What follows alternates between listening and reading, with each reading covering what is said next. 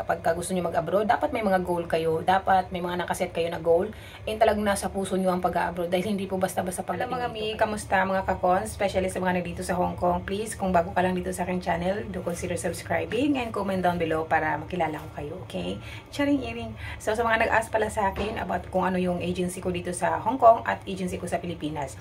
Bali, direct hire po ako. So, ang agency po na nakapag-hire sa akin dito sa Hong Kong is ang Wangka Agency Employment Limited. And doon po ako na-hire kay Mama Genta. May page po yan sila na bago. Nagpasa lang ako sa kanila ng requirements. Tapos, nung na-hire na ako at nasilik na ako ng amo, doon naman ako pinag-report sa agency ko sa Pilipinas, which is ang Maris Manpower Agency. Pag kayo ay ma-hire as direct hire ng agency dito sa Hong Kong, mas less ang babayaran ninyo kaysa sa walk-in kayo. Kasi nga, pag walk-in kayo, yung agency kasi doon sa Pilipinas na mag-a-applyan ninyo is sila yung maghahanap sa'yo ng employer. I mean, sila din yung gagawa ng picture mo, ng video mo, para ma-market ka sa mga amo at makilala ka. Ganon. So, medyo medyo may bayad siyang konti. Yun ang alam ko kasi tinanong ko yung mga nakasabay ko doon sa agency na mga nag-walk-in sila. So, ex-abroad na yun sila, pero talagang, syempre, dahil hindi nila prefer yung mag-apply ng direct hire dito sa Hong Kong, kaya nag-walk-in talaga sila. Pero since ako gusto ko talagang makaless ng gastos, kaya nag-apply ako ng mga direct hire agency dito sa Hong Kong, and talagang sinikap ko mag-search ng mga ideas, mga tips kung paano mabilis ma-hard kahit na sariling sikap lang. Ayun, luckily, nahanap ko nga yung page nila, ma'am, talagang humanap ng mga agency. Kung talagang interesado kayo, pwede nyo i-search sa Google. May mga helper's choice, may helper's library, pwede nyo i-download yung mga apps na yon. Nag-try din ako that time, pero hindi ako pinalad sa mga ganong apps. Talagang doon ako nag-research sa Facebook, and luckily na-hire naman. Tips ko din pala sa inyo guys, na-distract ako kanina, pasensya na. Ang dami ko kasing ginagawa, pero siningit ko talaga ito kasi may mga nagtatanong sa akin guys. Naiintindihan ko pa din yan sila kapag may gusto silang itanong, tapos wala masyado sila mga source of answers baga.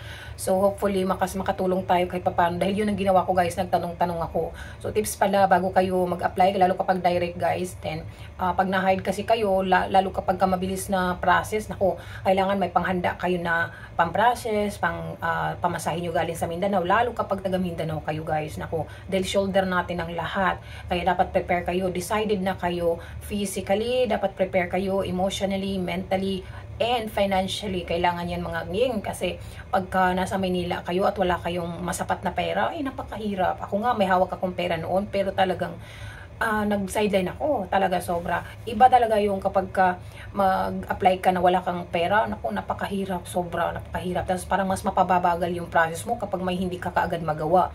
Kaya dapat talaga decided na kayo, and talagang ready na kayo, lahat-lahat sarili niyo kapag nag-apply kayo, lalo pag direct.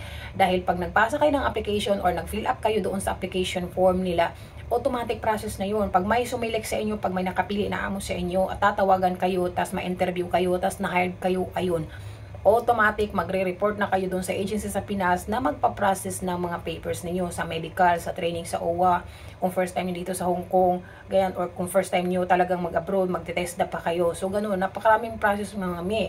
O kahit sabihin pa na ex-abroad ako, talagang hindi ako nagpakampante dahil wala sa ex-abroad yan talaga. May mga may mga first-timer nga na kahit pa paano mas napaka-intelligent nila pagdating sa mga ganitong bagay. But anyhow, tips ko sa inyo guys, dapat talaga kapag decided na kayong mag-apply sa Hong Kong, lakasan ng loob, huwag kayong yung urong sulong kasi masasayang yung gastos ninyo. So, yun lang mga tips ko din sa inyo kapag nasa nasa Manila na kayo, kung galing kayong Mindanao, iwasan nyo muna yung magpupunta kung saan-saan, kasi marami akong mga nakasabay na yun nga, bago yung flight nila na jaundice. So, isa rin yun sa mga tips ko rin pala man.